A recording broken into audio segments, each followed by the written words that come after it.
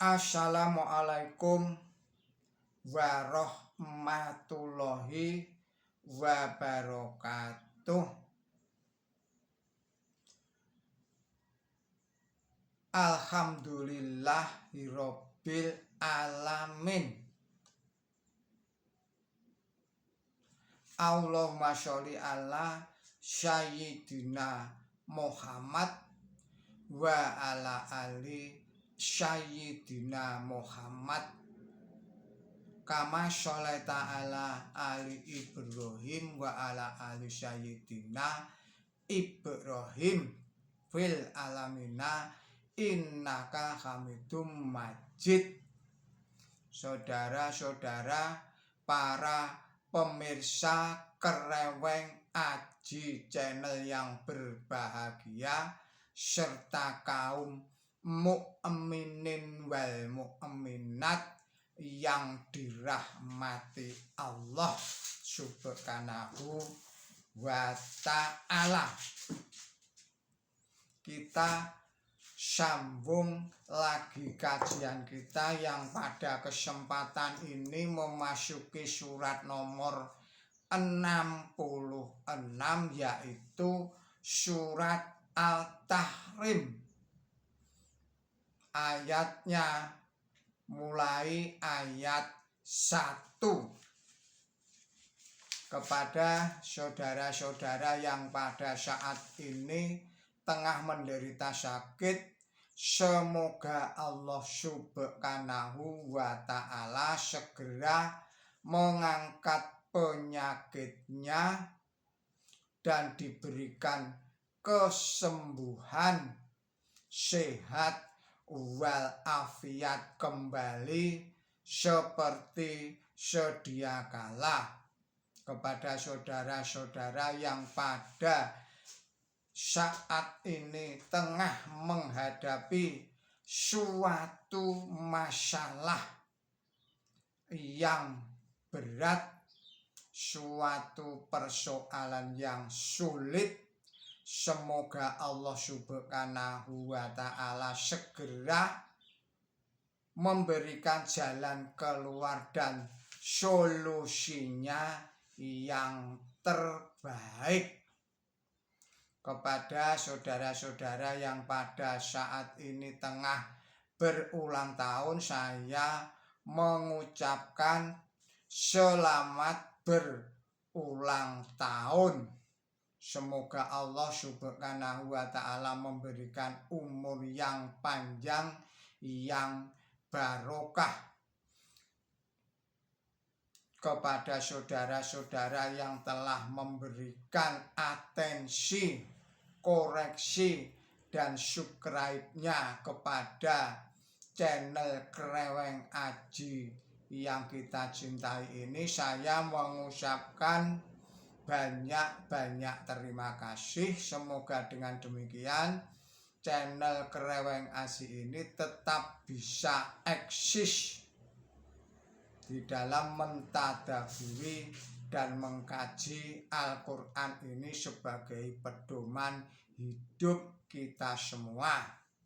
Juga semoga Allah subhanahu wa ta'ala memberikan kepada kita semuanya suatu keselamatan, memberikan kesehatan, dan juga memberikan perlindungan kepada kita semuanya dari mara bahaya dan fitnahnya Dajjal, Ya'juj dan Ma'juj. Baiklah, kita mulai kajian kita pada kesempatan ini. Bismillahirrahmanirrahim. Ya ayyuhan nabiyyu limadza harimu ma ahallallahu laka tabtaghi mardada izwaji wallahu ghafurur rahim. Artinya, wahai Nabi, Mengapa engkau melarang diri sendiri apa yang dihalalkan oleh Allah kepada engkau? Apakah engkau mencari perkenan istri-istri engkau? Dan Allah itu yang maha pengampun, yang maha pengasih. Keterangannya adalah sebagai berikut. Diriwayatkan dalam suatu riwayat hadis bahwa ayat ini mengisyaratkan hubungan suami istri antara Nabi suci Muhammad SAW dan Maryah, wanita bangsa Mesir. Diriwayatkan bahwa karena kejadian itu dipergoi oleh Nabi suci Muhammad SAW, Siti Kapsyah, saya ulangi lagi, diriwayatkan bahwa oleh karena kejadian itu dipergoki oleh istri Nabi suci Muhammad SAW, yaitu Siti Kapsyah, maka beliau Nabi suci bersumpah tidak akan mengadakan hubungan lagi dengan Maryah. Sampai berapa jauh kebenaran riwayat ini dapat ditilik dari adanya kenyataan bahwa Maryah pun mempunyai kehormatan, kedudukan yang sama dengan hubungannya dengan Nabi suci Muhammad SAW, seperti istri-istri beliau yang lain. Dan bahwa Maryah pun melahirkan seorang putra bernama Ibrahim, putra Nabi suci Muhammad SAW, yang meninggal pada waktu masih kanak-kanak. Lalu mengapa hubungan suami istri antara Nabi suci Muhammad SAW dan Siti Maryah dihebohkan? Maryah memang bukan wanita Arab. Oleh karena itu status sosialnya mungkin tidak sama dengan status sosial istri-istri Nabi suci Muhammad SAW yang lain, tetapi sepanjang mengenai hubungannya dengan Nabi suci tidak ada yang bersifat gelap, dan beliau mempunyai derajat yang sama sebagai ibu dari seorang putra atau ummul walad, seperti istri-istri Nabi suci yang lain. Adalah suatu kenyataan bahwa Nabi suci tidak pernah memelihara budak. Ini dilukiskan dalam kasus Safiyah. Mula-mula beliau adalah tawanan perang, dan sebagai tawanan perang dapat saja beliau diperlakukan sebagai budak. Tetapi sejak pertama kali beliau mendapat kehormatan sebagai istrinya Nabi suci Muhammad SAW, beliau tidak pernah mendapatkan perlakuan yang berlainan dengan istri-istri Nabi suci Muhammad SAW yang lainnya. Demikian pula tidak pernah tampak bahwa Maryah mendapatkan perlakuan yang lain daripada sebagai ibu dari seorang putra. Oleh karena itu riwayat Siti Kapsyah yang mempergoki Nabi Suci sedang mengadakan hubungan suami istri dengan Maria yang membuat bingungnya Nabi Suci sehingga beliau bersumpah tidak akan mengadakan hubungan lagi dengan Maria. Adalah bikin-bikinan saja. Fakta-fakta yang terang bukan saja menolak adanya fitnah semacam itu, melainkan mencap itu sebagai dongeng yang dikarang oleh para penulis Kristen yang berniat mencemarkan Islam. Menurut pendapat sebagian mufasir, Nabi Suci Muhammad Shallallahu Alaihi Wasallam yang seharusnya bergilir ke rumah Siti Kapsyah, beliau pergi ke rumah Maria. Tetapi seorang mufasir yang lain berpendapat bahwa yang dimaksud oleh ayat ini adalah bahwa Nabi Suci Muhammad Shallallahu Alaihi Wasallam melarang diri sendiri berkumpul dengan istri-istri beliau selama 1 bulan. Atau yang dimaksud ialah bahwa Nabi Suci Muhammad Shallallahu Alaihi Wasallam melarang diri sendiri meminum madu karena menurut kehendak salah seorang istri beliau. Mufasir yang lain juga berpendapat bahwa yang dimaksud ialah peristiwa yang tersebut belakangan ini. Sudah saya ulangi lagi, salah seorang kritikus Kristen menyebut peristiwa yang tersebut belakangan ini sebagai cerita yang menggelikan, sedangkan Nulldek menerangkan bahwa cerita itu mungkin bikin-bikinan Siti Aisyah. Adapun sebabnya ialah karena menurut Nulldek, Siti Aisyah adalah yang terutama sekali tersangkut dalam kehebohan itu.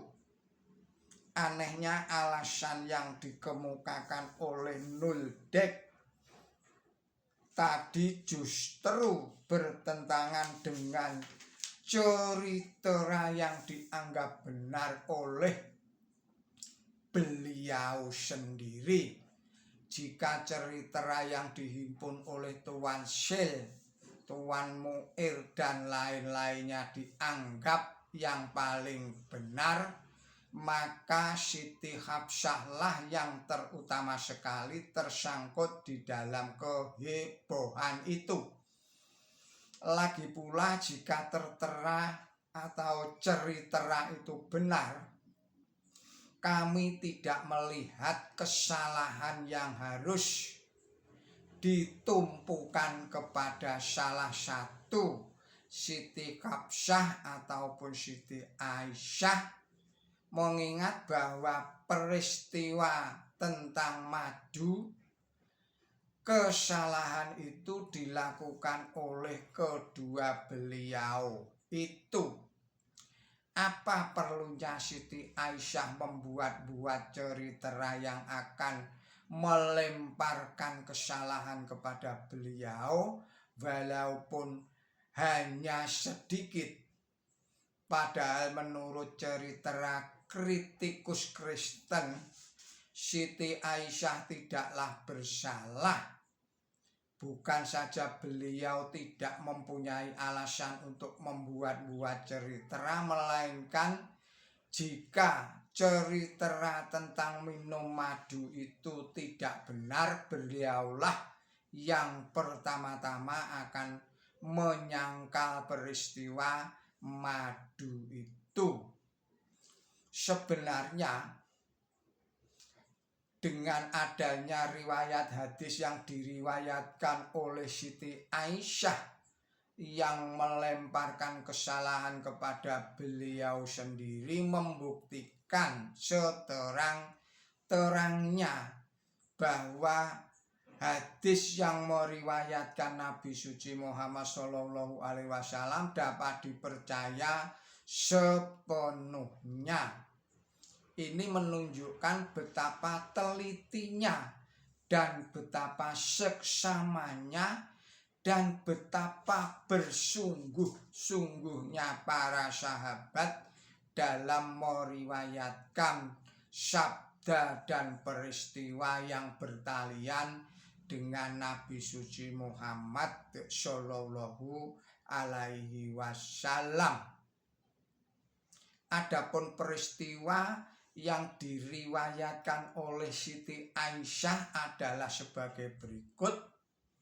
Rasulullah Muhammad Shallallahu Alaihi Wasallam minum madu di rumahnya Siti Zainab, Siti Hafsah, dan aku sepakat akan mengutarakan kepada Nabi suci Muhammad Shallallahu Alaihi Wasallam bahwa beliau berbau seperti baunya orang yang habis makan maghfir. Setelah itu dilakukan, Nabi suci Muhammad Shallallahu Alaihi Wasallam menyetujui ucapan kedua beliau dan berjanji dengan sungguh-sungguh bahwa beliau tidak akan minum madu lagi. Tetapi yang dituju oleh ayat ini ialah perpisahan Nabi suci Muhammad Shallallahu Alaihi Wasallam untuk sementara waktu yang sudah terkenal itu, di mana Nabi suci Muhammad Shallallahu Alaihi Wasallam mengucapkan sumpah berdasarkan dalil yang amat kuat yang dikemukakan oleh Sayyidina Umar. Yang dimaksud oleh ayat-ayat ini ialah perpisahan Nabi suci Muhammad Shallallahu Alaihi Wasallam itu. Imam Bukhari meriwayatkan sebuah hadis dari seorang sahabat dalam tafsir beliau mengenai surat ini. Lama sekali sahabat itu meragu-ragukan siapakah dua wanita yang disebutkan di dalam surat ini. Pada suatu hari tatkala beliau sendirian dengan Sayyidina Umar, beliau menanyakan itu. Sahabat itu menerangkan kepada kita bahwa sebelum beliau menyelesaikan pertanyaannya, Sayyidina Umar memberitahukan kepadanya bahwa dua wanita itu adalah Siti Aisyah dan Siti Hafsah. Lalu beliau teruskan dengan cerita yang amat panjang. Sayyidina Umar memberitahukan kepada sahabat tersebut bahwa pada zaman jahiliyah tidak ada kebiasaan memberi status kepada kaum wanita sampai Allah Ta'ala menurunkan wahyu tentang mereka, apa yang ia wahyukan di dalam Quran suci. Sayyidina Umar berkata sebagai berikut, pada suatu hari istriku berkata kepadaku bahwa aku harus bertindak demikian dan demikian dalam perkara demikian dan demikian. Sayyidina Umar menjawab dengan singkat, itu bukan urusanmu. Saya ulangi lagi, Sayyidina Umar menjawab, itu bukan urusanmu. Istri beliau berkata, anak perempuan di kaum Qobsyah berani membalas atas jawaban Nabi suci Muhammad Shallallahu Alaihi Wasallam sehingga beliau merasa tidak senang.